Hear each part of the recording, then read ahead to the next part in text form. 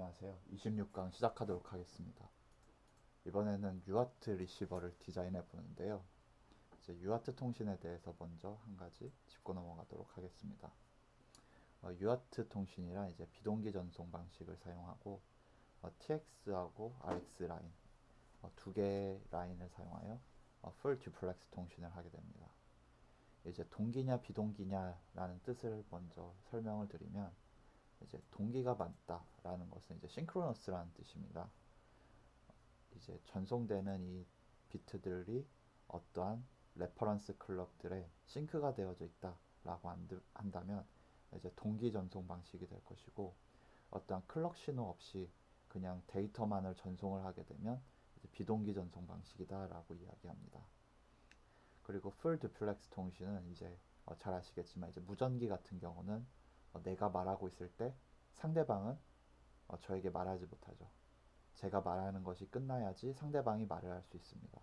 즉, 한 개의 채널을 사용하여 송신과 수신을 하기 때문에 한쪽이 송신을 하고 있을 때에는 다른 한쪽은 수신만 할 수 있고 송신할 수가 없습니다. 그런데 이제 UART 통신은 채널이 두 개입니다.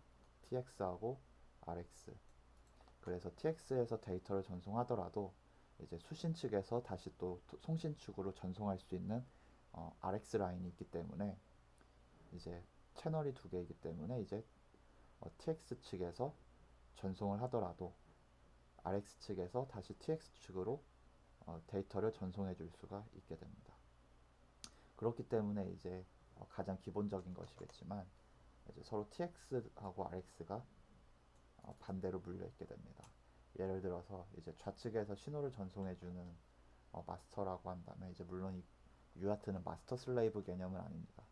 다만 이제 상대방을 이제 A하고 B로 이제 이야기를 하면 A 측에서 이제 TX 라인을 사용하여 전송을 하게 되면 B 측에서는 A 측이 전송한 TX를 수신해야 되기 때문에 RX 라인에 연결이 되게 될 것이고요. 그 다음에 마찬가지로 A의 RX는 B의 TX하고 연결이 될 것입니다.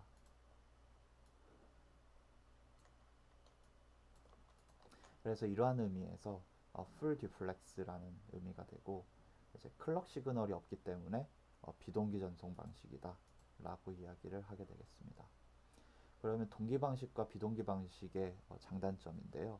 이제 동기 방식은 이제 클럭 신호가 추가로 나가기 때문에 이제 이 클럭에 의해서만 데이터를 싱크를 하기 때문에 아무래도 이제 오류가 적을 수밖에 없는데, 비동기 전송 방식은 클럭 신호 없이 이제 데이터의 움직임만으로 어디가 비트가 첫 번째이고 비트가 두 번째이고 언제 데이터 한 개의 바이트 전송이 끝나는지에 대해서 이제 데이터 전송 라인 하나를 가지고 이것을 파악해야 되기 때문에 이제 인터피어런스의 영향을 받기가 쉽습니다. 그래서 타이밍 다이어그램을 살펴보면 이제 TX가 먼저 송신을 할 때 비트 데이터를 전송하기 전에 먼저 스타트 비트라는 개념을 사용하여 지금 내가 한 개 바이트 전송할 거야. 전송할 거니까 너 이제 수신 받을 준비를 해. 라는 의미로 스타트 비트를 이제 0으로 죽이게 됩니다. 그렇다는 말은 이제 그 UART는 기본적으로 하이 상태에 있다가 데이터를 전송할 때 로우 상태로 변하게 되는 겁니다. 그렇게 변했다가 이제 만약에 첫 번째 비트, 즉 비트 0이 1이라고 한다면 스타트 비트가 지나고 나서 이제 다시 로직이 1로 뜨게 될 것이고요. 다시 로직이 이제 비트 1이 만약에 0이라고 한다면 로직이 다시 0이 될 것입니다. 그렇게 해서 이제 비트들을 쭉 전송을 한 다음에 이제 마지막에 이제 나 이제 비트 전송 끝났어 라는 의미의 이제 스톱 비트를 전송을 해주게 됩니다. 그럼 이제 수신 측은 이제 이 TX 측 라인을 계속 감시하고 있다가 TX 측 라인이 1에서 0으로 죽는 순간 지금 데이터가 들어오겠구나 다음부터 해서 카운트를 작동을 시켜서 각각 첫 번째 비트, 두 번째 비트, 세 번째 비트 해서 마지막 여덟 번째 비트까지 캡처를 하고 난 다음에 TX가 다시 로우에서 또는 1에서 다시 하이로 뜨게 되면 이것이 바로 스톱 비트이기 때문에 이 비트를 이제 캡처하는 데 사용되었던 카운트들을 초기화시켜 주게 됩니다. 이제 아래 보이시는 이제 타이밍 다이어그램을 예로 설명을 드려볼 건데요. 먼저 이 화살표들은 캡처하는 순간을 의미합니다.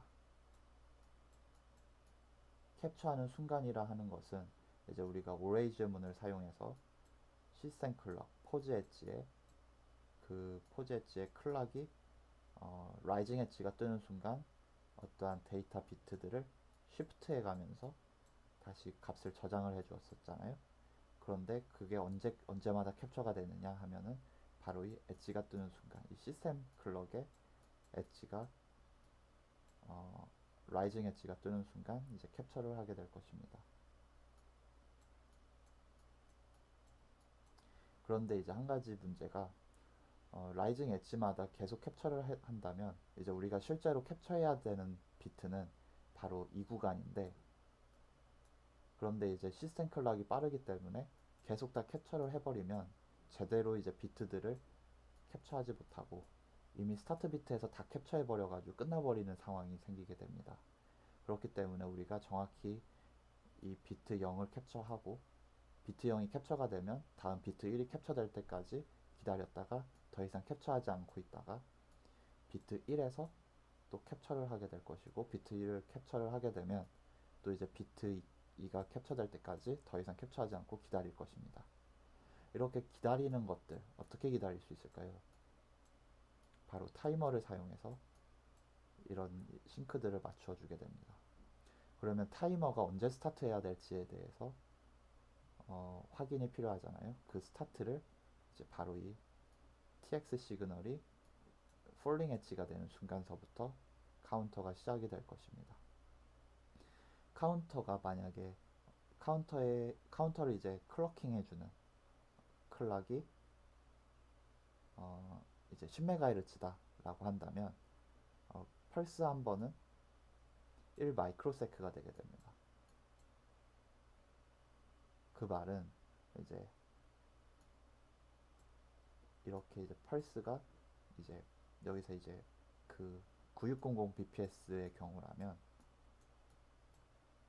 이제 그 스타트 비트에 그리고 각 비트들마다 확보되어지는 시간이 104 마이크로세크가 됩니다. 그런데 우리가 10MHz로 카운터를 증가시키기 때문에 카운터 클럭이 한번 뛸 때마다 소요되는 시간이 이제 1 마이크로세크의 레졸루션을 가지게 되는 겁니다. 그러면 이제 첫 번째에서 이 스타트의 비트 이 중심까지 가는데 기다려야지 되는 카운터 개수는 바로 52개가 되는 거죠.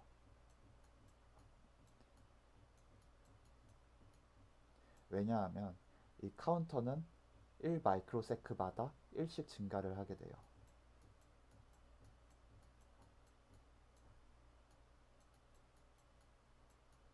그런데 언제 증가되냐면 이제 1 마이크로세크 단위로 증가가 되는 거죠. 그러면 타이머가 이제 여기 이 스타트에서 시작이 되었을 때 이제 스타트 비트의 가운데를 채기 위해서는 52 마이크로세크를 기다려야 하기 때문에 52 카운터의 값이 52가 될 때까지 기다렸다가 카운터의 값이 52가 되는 순간 스타트 비트의 이 가운데 위치가 되게 됩니다. 그런데 우리가 이제 진짜 캡처해야지 되는 데이터는 이 스타트 비트가 아니라 이제 그 뒤에 따라 붙어오는 실제 비트 데이터들일 겁니다. 그래서 이 실제 비트 데이터들을 캡처해주기 위해서 이제 104 마이크로세크마다 캡처를 해주게 될 겁니다. 그러면 이제 맨 처음에 스타트 비트가 되고 나서 첫 번째 비트를 캡처해야 되는 순간은 언제 오냐면 104 마이크로세크 더하기 스타트 비트의 중간값을 더한 52 마이크로세크가 됩니다.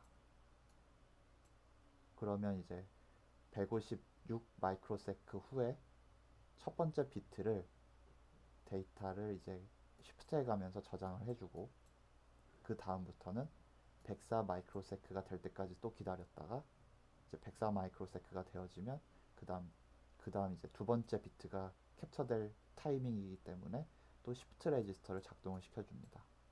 따라서 우리가 기존에 했었던 타이머들은 그냥 타이머 클럭에 의해서 타이머 클럭의 엣지가 뜰 때마다, 라이징 엣지가 뜰 때마다 시프트 레지스터를 작동을 시켜주었는데, 이제는 그 시스템 클럭이 라이징 엣지가 뜰 때마다 시프트 레지스터를 작동해주면서 캡처해주는 것이 아니라 타이머를 증가시켜주는 겁니다. 그러면 시프트 레지스터는 언제 작동을 하는가 하면 카운터의 값이 특정한 값에 도달하였을 때가 됩니다. 그럼 그 특정한 값은 어떻게 되느냐 하면 바로 이 UART의 타이밍 다이어그램적인 스펙들을 보고서 결정해 줄 수가 있습니다. 그래서 이 52 마이크로세크, 104 마이크로세크라는 것은 이제 9600 bps 기준으로 이제 만들어지는 시간적인 마진이기 때문에 만약에 9600 bps가 아닌 다른 비트레이트를 사용하게 되면 이 값들 또한 변하게 됩니다. 그러면 이 변하는 값들에 대해서도 플렉서블하게 카운터의 값을 변화시켜주면서 적용이 될 수 있도록 해야지 되겠습니다. 근데 이제 우리는 그러한 플렉서빌리티까지는 이제 설계하지 않고 다만 이제 9600 bps 기준으로 데이터가 들어올 적에 이제 각각의 비트들을 이제 정확하게 캡처해 주는 것들을 하고자 합니다.